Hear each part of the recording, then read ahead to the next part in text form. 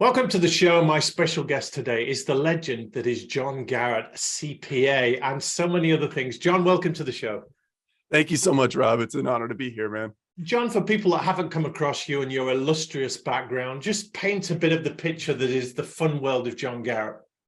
Okay, yeah. So I graduated from the University of Notre Dame with an accounting degree, went to Big Four at PwC, got my CPA, did mostly internal audit, M&A kind of work.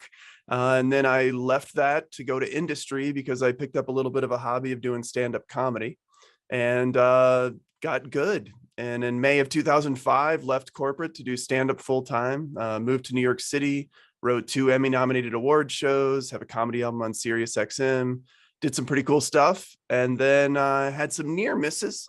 So I decided to marry corporate John with comedian John. And so now I'm a keynote speaker and organizational culture catalyst, I guess, to help humanize workplaces and help organizations to value the worker as much as they value the work. And so, yeah, so it's been great. And now it's ended me up on the Accounting Influencers podcast. So here I am. So like, it's all to talk to you, Rob. This is the pinnacle of your achievements, John, right? Pretty much. I've self-actualized. Like, this is it. Well, comedy and accounting are not 2 words that we would generally put in the same sentence. That is very true. But it was a gift that I had. And honestly, it made me a better auditor. It made me more relatable. It was able to diffuse situations. It made me better at my job. And so I was speaking at a conference and I had someone go up to the meeting professional and say, "I know John Garrett. That's the guy who did Comedy at Night." And she comes up to me as I'm getting mic'd up to go in front of 900 people. And she says, "Hey, do you know this guy named Mark?" And I was like, never heard that last name in my life. And she's like, "Well, he knows you," and told me what he had said. And I was like, "Who is this Rain Man? Like, do I owe you $50? Like, what's going on?" And so I looked him up on LinkedIn. We were not connected. And he was in my first PwC office 12 years before that I had left. 12 years later, and he's in the tax department. And I'm one of the cool accountants that doesn't know how taxes work. I literally don't. So so I never met him. I never worked with him. I never even went to the tax floor. And yet he remembered me 12 years later. And it wasn't because I was on the largest financial services client that PwC had. It wasn't because I was, passed the exam or how many billable hours I had worked. It was because of a hobby I did outside of work. And so I started to ask people like, "Hey, do you have a hobby?" And they're like, "Yeah, but..." And I go, "Do you share it?" And they're like, "Nah, it has nothing to do with my job," or, "There's no charge code for sharing," or "We don't get paid to socialize," or whatever lies we tell ourselves. And so so that's when I started my own research. And then, the book came out about 2 years ago, What's Your And? Because you're an accountant and so many other things. And so, so it's been a cool journey. So you're in the right game. Oh, thank you, man. I appreciate it. Well, I'm a part qualified accountant. I couldn't see the fun in accounting, and I obviously missed the courses that you were going on, but I turned into a high school math teacher. So I get the numbers to a degree. I was fascinated in the teaching world that teachers had so many hobbies and amazing things that they did outside of teaching. And until you get in the staff room and you talk to them, you don't realize they keep a lot of it hidden. So looking back at your ilk, John, a lot of them, are they like you? Do they have these side hustles or hobbies or passions? Yeah, 92% of professionals. So, wow. I mean, that's my own research and it's mathematically verified, all that statistics. 92%. So that means that the stereotypical professional is somebody that has other dimensions to their life. It's not the accountant that, goes home, reads more accounting literature, counts down the minutes till they can get back to work, and then comes back in. "I wish I could work 7 days a week. I wish I could work 12-hour days." Like, no one's doing that. Or maybe there's 8%, but those I think are attorneys and engineers. I don't think that those are the accountants. I'm not sure, but it's just, we have other dimensions to who we are. And it's time that we acknowledge them for ourselves, but also for the people around us.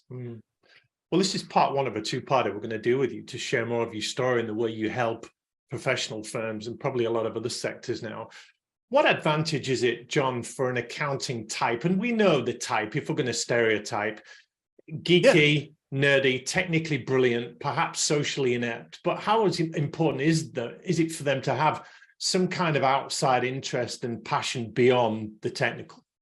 Oh, I mean, it's absolutely critical. I mean, just for your own mental wellness, to have a break. But there was a research done at Duke University here in the U.S., and they found that people that have more dimensions to their lives are less prone to anxiety and depression, which makes you a better professional.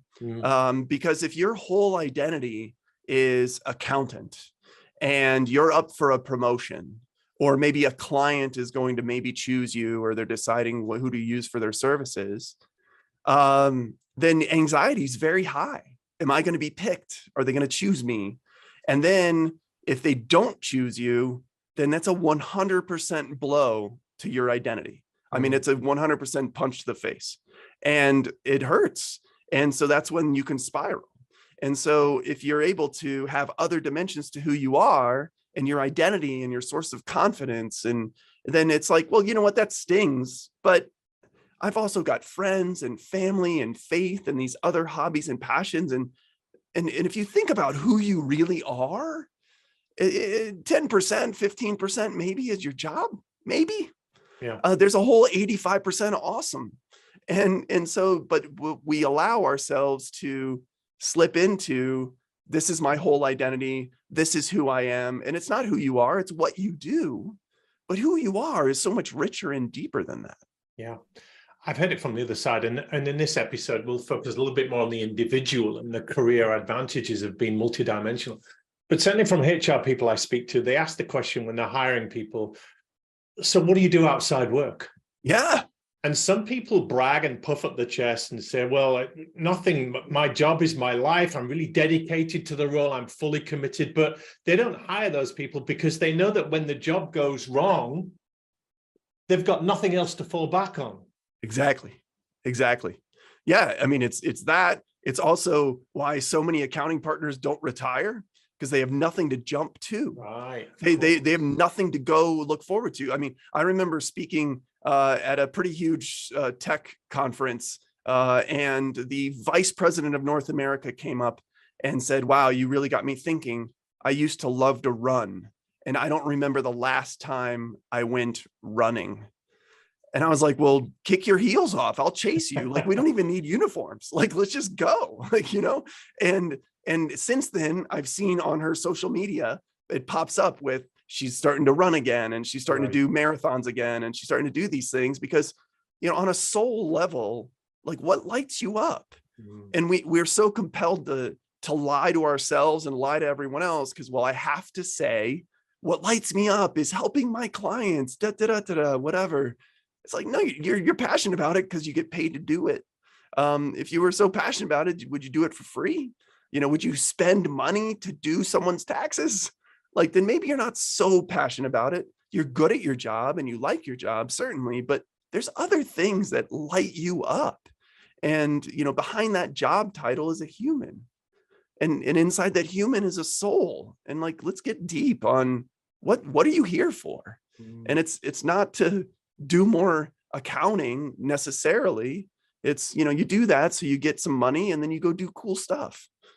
Well, we're at an age now, particularly as we emerge from the pandemic and get back to some kind of normalcy, where mental health, mental well-being is at a premium, John. And yeah, we look at the holistic development of people and what's going on with pressure and quiet quitting and the great resignation and recalibrating of what's important. Just speak to us a little bit about mental health and how you see it. Yeah. Well, I mean, I think for so long we had work and then we tried to fit life around work. And, you know, after the pandemic, it's a total 180 now. And like, you have life and you fit work around life, and who you are is so much more than what you do. And having these ands, it differentiates you. Like you said, when you're interviewing, I had someone remember me 12 years later. I think we all deserve to be remembered 12 years from now. And the shocking thing is, it's not going to be because of something work related. You know, unless you're like Milton in Office Space and you burn down the building holding your swing line, then maybe they'll remember you. but no one's doing that, but it's the human side to you. And also too, like, that's the side that's not replaceable. If you leave an organization, someone else comes in and does your job in a heartbeat, maybe even better. And that's completely replaceable. The organization doesn't even blink. But what's not replaceable is your technical skills and who else you are, your personality and those hobbies and passions and those skills that you bring that are unique to you. I mean, my comedy made me better at presenting to clients. If somebody loves 1,000-piece jigsaw puzzles, they should not be presenting. Like, they should be untangling those really nitty-gritty, hard things that I shouldn't be doing. And so we have technical skills that we get from our ands and bring it, and it's just so sad to see people becoming a shell of who they really are in order to fit into what they think they're supposed to be. And as we mature, we know that baby boomers form the majority of the accounting profession at the moment. And in the next few years, 75% of them are going to be retiring, moving on. Yeah. Goodness knows what state that will leave the profession in. We know that less people are coming into accounting as a career, less people are taking accounting degrees. So something needs to shift. I don't know if artificial intelligence and chat GPT is going to take up the whole of the slack and all the technology and everything else, but the game is changing, and people need to be adopting strategies and techniques or living a different kind of life to stay in the game. You've written a book, John. Tell us about the book, the title, and how it all came about. Yeah, sure. So it's What's Your And? Unlock the Person Within the Professional. So you're an accountant and a ballroom dancer and a volunteer and a motorcycle rider and a sports fan and an ice cream junkie. That's me. Or it's, going to concerts. What else? Who else are you? And it doesn't even have to be a title. Some people get nervous about, I don't want to call myself a runner because I didn't, win the Boston Marathon. And it's like, okay, well then just say, I enjoy running. And then no one's going to ask you your time. And if they do, it doesn't matter, because I'm doing it for me. I enjoy painting. Well, is my art hanging in the Louvre? No, but it doesn't matter. Am I making money from it? No, and you shouldn't. It's just something that brings you joy. And if you don't add the "and" onto I'm an accountant, people are going to put you in that box anyway, aren't they? With all the other accountants and CPAs that they know, and you're going to be labeled as such and treated as such. Totally. I mean, you're a commodity. You really are. Which hurts because it's like, man, I went to college and university and I have a degree and I studied and I passed the exam, whether I'm a chartered accountant or a CPA or a certified bookkeeper, whatever. I have these, and then you walk in the door like you're, a badass. And then it's like, well, welcome. We're all at the table too. You're no different than everyone else at the firm. So welcome. So, and then it's like, well, what's my differentiator? Like, what are people going to remember 12 years later? What is it that I'm bringing to my career and to my firm and to my organization that's different? And that's your that's that side of you. And it's important. I'm just reaching out to Exhibit A for the people watching this on the video. This is my book, Build Your Reputation. And in it, I talk about, it's a career capital book. It's a playbook for getting on in your career. Not so much for entrepreneurs who can have anything they like on the business card and have their own blog and write with impunity and they're totally autonomous, but those professional people that are bound by the constraints of a profession or regulatory mandates. And I tell the story of Steve Martin, who once, the comedian Steve Martin. Oh yeah, absolutely. Went to, you'll know him from the Comedy Game. He ran a workshop for young aspiring comedians, and he was asked, what's the secret to being a really successful, rich comedian? And the audience were expecting answers like, get a great agent and make sure you're networking with all the right people and things like that. Yeah. And he said this phrase, be so good, they can't ignore you. Yeah, exactly. And I put that in the book to say, you've got to be so good, but it's hard to be so technically good because there's so many technically good people around. Oh yeah. So it becomes, what else do you bring to the table? And that's your and. Yeah, no, absolutely. In comedy, it's all subjective, as well. Like, be so good. Well, to who? Like, there's plenty of people that thought that Steve Martin was not funny at all. And those people, I think, are terrorists. I'm not sure what's wrong with them, but there's plenty of people. It's a who decides what's best, Yeah. and who's the best at this. It's fun when I'm speaking at conferences to ask, hey, who's the best tax accountant in the room? And how many people do not raise their hand? Like, do not. And it's like, well, that's your whole thing. Like, that's what you're hanging your hat on. That's what you're bragging to people about. That's what you're judging everyone on. And you're not even raising your hand. And it's like, and it's amazing, but be technically sound. Absolutely. But who isn't? I mean, honestly, like, when a client comes to someone and they're looking for some services, and it's, well, we do it really well and fast. Yeah. And it's like, and then you go to the next organization. Yeah, we do it really well and fast. It's like, well, then I'm just going to base my difference on price. Like, Yeah.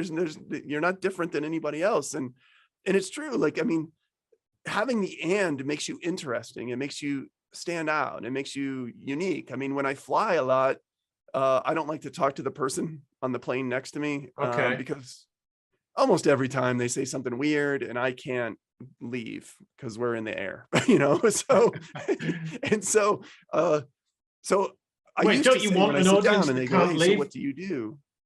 Isn't that And a comedy thing, John, that you want an audience that can't leave? Well, yeah, well, yes, but when you're the audience, then it's terrible. Yeah, because sure. then it's like, hey, that's not good. And Yeah. so I was just like, it's when somebody says to me, hey, what do you do? And I used to say, oh, I was a comedian and now I'm a keynote speaker. And then they would say, oh, let me tell you my favorite comedian is. Right. And I'd be like, let me guess, not John Garrett. And they're like, you're right, never heard of him. But then they go on and on about somebody else. Yeah. And so now when I sit down and they say, what do you do? I say, I'm an accountant. And they put on their noise canceling headphones. Excellent. Like, there's never a follow-up question, like never. And it's like, and then you look down at their backpack and it's a logo of a firm. And it's like, you're one too. Like, what Yeah. the hell? And so, it makes you interesting to the people around you. It makes you interesting to clients. It makes you interesting to coworkers. And it also just gives you unique skills. I love that it's a personality thing as much as a technical thing. You're right to say that. Well, I put it this way: good gets you in the game, and great gets you on the podium. Yeah. So you can get to the Olympics with a good game if you like, but to Right. get on the podium and medal, you've got to be great in some way. And if everyone's technically super strong, it becomes some kind of some differentiator that sets you apart. Yeah. And for your own Totally. career, I talk in my book about the ultimate sign of career capital is that you get work that you love on your terms. Yeah. So what does that mean? Yeah. Interesting projects, an interesting work environment, the best tech, the best co-workers, the best, most interesting clients, the most complex, juicy work. You don't get chained to a desk doing the grunt work and the mundane automated stuff and grinding through numbers and spreadsheets, because you've earned the right with whatever you bring to the table, plus your technical skills. No, absolutely. I agree totally. And what is it that's a juicy, interesting client? It's finding out that someone loves to rock climb. Yeah. And we have a client that makes rappelling gear. Well, that person should be on that project. Yeah, sure. Because there was an organization in Philadelphia, an accounting firm that I talked with, and they had a manager that was kind of burned out and was like, look, I'm sick of manufacturing. I'm done with this. I brew beer at home for fun. I'd love to go try and get microbrew clients. And they one of the partners was like, fine, whatever, like, you're going to quit anyway, so just give it a shot. Why not? They're the #1 microbrew firm in Philly now. Wow. And this guy goes to work hanging out with the coolest people he knows. And good luck trying to swipe clients from him, because he knows all about microbrew beer and why they're using this kind of hops or this kind of ingredient. And if I were to go in, I don't know anything about beer. And I'm an accountant, I'm technically sound. It's like, yeah, but you don't get us. And so, that makes you different. And you're going to have those clients forever. And so plus it makes it more enjoyable for you to do the work. That's such a great point, John. You're drawing a line there between not just being a good accountant, but having that passion for something, that interest, that expertise in something that gets you work, gets you clients, gets you standing out. And I'm thinking of, if you understand my passion, or even my business, because it's a passion of yours, then you understand my world, you appreciate my problems, you speak my vocabulary, all my Yeah. acronyms and abbreviations, you get all of my Yeah. slang and banter, you get all of that, you know all the stories, you know all the players, you know all the people, you've got game, and that puts you in Exactly. the game. Exactly. That's what makes you stand out. It's not knowing that debits go on the left and credits go on the right. Right. Like I mean, AI is doing that now. So like that doesn't make you different. Well, I know the FASB, blah, blah, blah, whatever technical. Yeah, who doesn't? Also, you can Google it or the computers will tell you. I mean, like, it's bringing the human side, and the more tech that we're using, the more human we need. Right. Like, I think in the days, it used to think that it was a teeter-totter where more tech, less human. It's like, no. You gotta match the tech. So the more tech that you're using personally and organizationally, the more that you need to bring out your human and the human around you.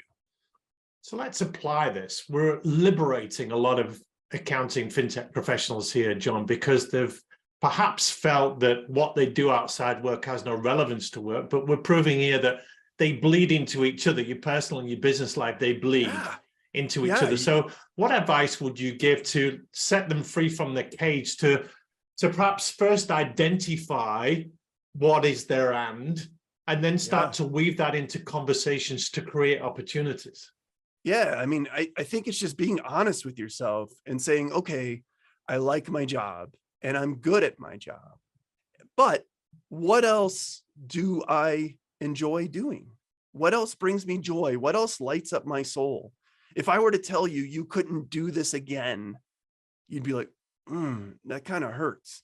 Like, I was speaking at a conference of a bunch of leading partners of firms, and there was a woman there who's the head of tax for a pretty large accounting firm, and she loves to hula dance. She grew up in Hawaii, dances around her house, just hula dance for fun. And I said, if I told you you could never, ever hula dance again, and she's like, ooh, yeah, we would fight. And I'd be like, and you would win because you have abs, because you hula dance. I mean, you would win. And so, but I said, if I told you you could never do a tax return again, and she interrupts me and says, I'd get over it.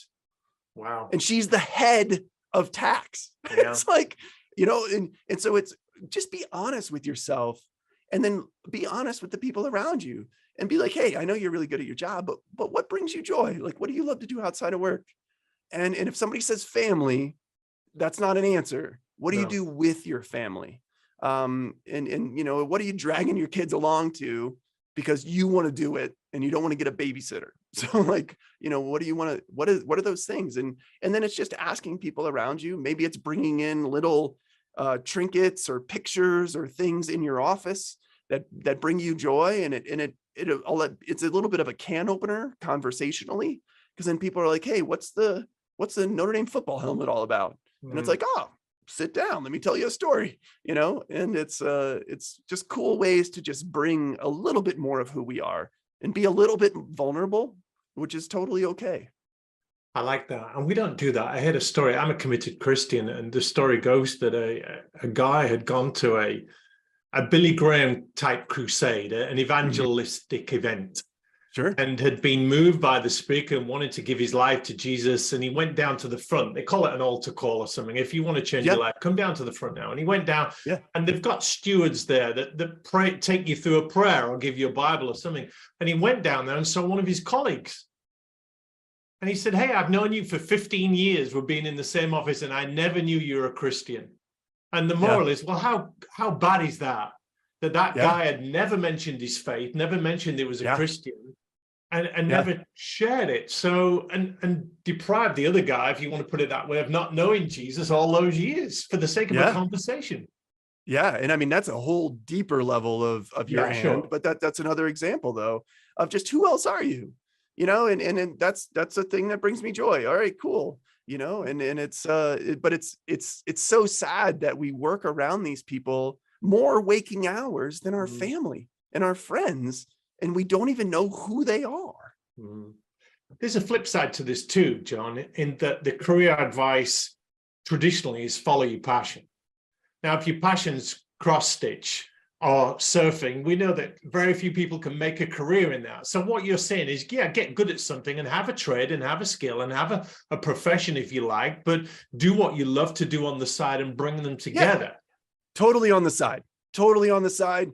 Like, are you a professional surfer? Am I a professional ice cream eater? Like, no. Do I play the piano professionally? No. Like, do I make money at this? No. Yeah. There's no pressure at all. It's just literally, it brings me joy. I enjoy doing this. I totally suck at it, but I love doing it. And that's the beauty of it. And have a job, have a career, be good at it, be really good at it. But have these other things. Who else are you? And just see how much it brings more life to you, and also just the people around you. Like, if you work in an office with other people, you're surrounded by so much awesome, and you don't even know. Like, you don't even know. And it's just asking people. We don't take the time to just ask. We're too busy. Hey, I need this report. I need this. And in the remote world now, with virtual, we get on the video chat, we talk about the work thing, and then screen goes black. And it's like, you have to be intentional with, hey, why don't we just jump on and just talk?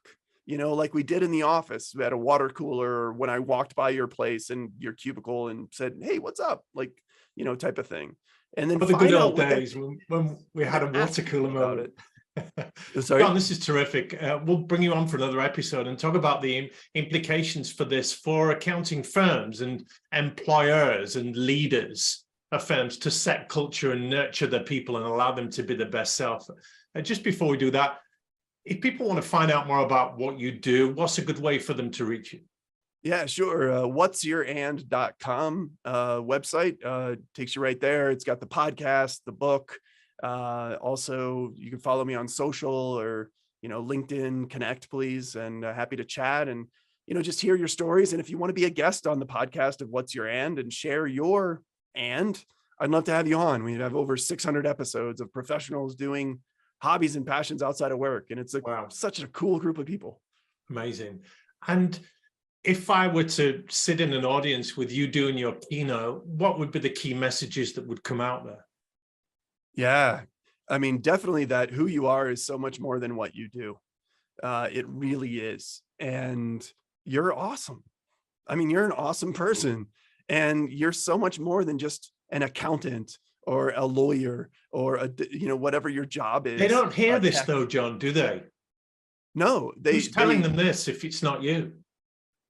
I don't know who is, and that's really where I've found a sweet spot of like, this is my story, but it's our collective story. Yeah. It's not like I climbed a mountain and you can too. No, I'm not climbing a mountain. Like, I'm not putting the oxygen on to sit in my cubicle and do some Excel spreadsheets. Yeah. Like, this is totally, but it's our story, and humanize yourself and the people around you, and just open up just a little bit and see how much cool things happen. Well, John Garrett, that's been an inspiring call to arms for us boring folk that think that what we do job-wise is all we've got, but it really isn't. And you've encouraged us all to embrace our and explore that and try and weave that into conversations to be more colorful, to bring joy to other people's lives and share a little bit more about what we do. Would that be right? Yeah, absolutely, man. I appreciate it. And thank you so much for having me on and it resonating with you as well. So thanks. Pleasure's been all ours. Thank you, John Garrett.